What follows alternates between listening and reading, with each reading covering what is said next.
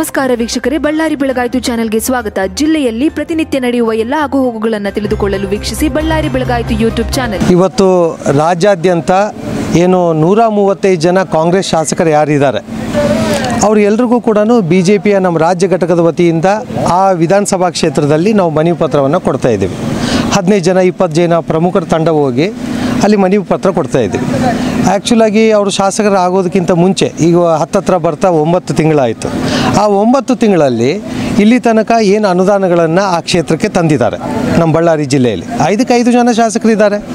ಅವ್ರು ಏನು ಅನುದಾನ ತಂದಿದ್ದಾರೆ, ಏನು ಯೋಜನೆ ಇದೆ ನಿಮ್ಮ ವಿಧಾನಸಭಾ ಕ್ಷೇತ್ರ ಫಸ್ಟು, ಆಮೇಲೆ ಇದ್ರ ಜೊತೆಯಲ್ಲಿ ಹಿಂದೆ ಶಾಸಕರಾಗೋ ಮುನ್ನ ಏನು ಯೋಜನೆಗಳನ್ನು ನಾವು ತರ್ತೀವಿ ಇಂಪ್ಲಿಮೆಂಟೇಷನ್ ಮಾಡ್ತೀವಿ ಅಂತ ಹೇಳಿದರು, ಏನು ಹೇಳಿದರು, ಇವತ್ತೇನು ತಂದಿದ್ದಾರೆ, ಇದನ್ನೆಲ್ಲವೂ ಕೂಡ ನೋಡ್ತಾ ಇದ್ದರೆ ಇದೊಂದು ಶೂನ್ಯ ಕಾಣ್ತಾ ಇದೆ. ಹಾಗಾಗಿ ಭಾರತೀಯ ಜನತಾ ಪಾರ್ಟಿ ಕಡೆಯಿಂದ ಎಲ್ಲ ನಮ್ಮ ಹಿರಿಯರ ಸಮ್ಮುಖದಲ್ಲಿ ನಾವು ನಗರ ಅಧ್ಯಕ್ಷತೆಯಲ್ಲಿ ಎಲ್ಲ ಕಡೆ ವಿಧಾನಸಭಾ ಕ್ಷೇತ್ರದಲ್ಲಿ ನಮ್ಮ ಬಳ್ಳಾರಿ ಜಿಲ್ಲೆಯಲ್ಲಿ ನಮ್ಮ ಪ್ರಮುಖರು ಹಿಂಗೆ ಮನವಿ ಪತ್ರವನ್ನು ಕೊಡ್ತಾ ಇದ್ದೀವಿ. ಕಾಂಗ್ರೆಸ್ ಶಾಸಕರು ಎಲ್ಲಿದ್ದರೆ ಅಲ್ಲಿ ನಾವು ಕೊಡ್ತಾ ಇದ್ದೀವಿ. ಆ ಶಾಸಕರು ನಮಗೆ ಭೇಟಿ ಆಗಲ್ಲ ಅಂತ ಹೇಳಿದ್ರೆ ಅವ್ರ ಆಪ್ತ ಕಾರ್ಯದರ್ಶಿ ಕೊಡ್ತಾ ಇದ್ದೀವಿ, ಅವ್ರ ಕಚೇರಿಗಳಿಗೆ ಹೋಗಿ. ಈ ರೀತಿಯಾಗಿ ಏನು ಈವೆಂಟನ್ನು ತೊಗೊಂಡಿದ್ದಾರೆ ಪಾರ್ಟಿ ಕಡೆಯಿಂದ. ನಮ್ಮ ರಾಜ್ಯಾಧ್ಯಕ್ಷರು ವಿಜಯೇಂದ್ರ ಅವರು ಇವತ್ತೇನು ಆದೇಶವನ್ನು ಹೊರಡಿಸಿದ್ರು, ಯಥಾಸ್ಥಿತಿ ಪಾರ್ಟಿಯ ಒಂದು ಈವೆಂಟಲ್ಲಿ ನಾವು ಬಂದು ಅವ್ರಿಗೆ ಕೊಡ್ತಾ ಇದ್ದೀವಿ.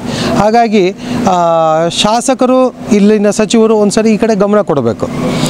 ಡೆವಲಪ್ಮೆಂಟ್ ಬಗ್ಗೆ ಏನೇನನ್ನು ಹೇಳಿದರು ಅದನ್ನು ಆಗಿದೆಯಾ ಗ್ರಾಮಾಂತರದಲ್ಲಿ, ನಗರದಲ್ಲಿ, ಈ ರೀತಿಯಾಗಿ ಒಂದ್ಸರಿ ಎಲ್ಲ ಕಡೆ ಗಮನಕ್ಕೆ ತರಬೇಕು ಅನ್ನೋ ಕಾರಣಕ್ಕೆ ನಾವು ಬಂದಿದ್ದೀವಿ, ಇಲ್ಲಿ ಮನವಿ ಪತ್ರ ಕೊಟ್ಟಿದ್ದೀವಿ. ಬಳ್ಳಾರಿಯ ನಿರಂತರ ಸುದ್ದಿಗಾಗಿ ಬಳ್ಳಾರಿ ಬೆಳಗಾಯಿತು ಚಾನೆಲ್ನ ಸಬ್ಸ್ಕ್ರೈಬ್ ಮಾಡಿ ಹಾಗೂ ಬೆಲ್ ಐಕಾನ್ ಒತ್ತಿ.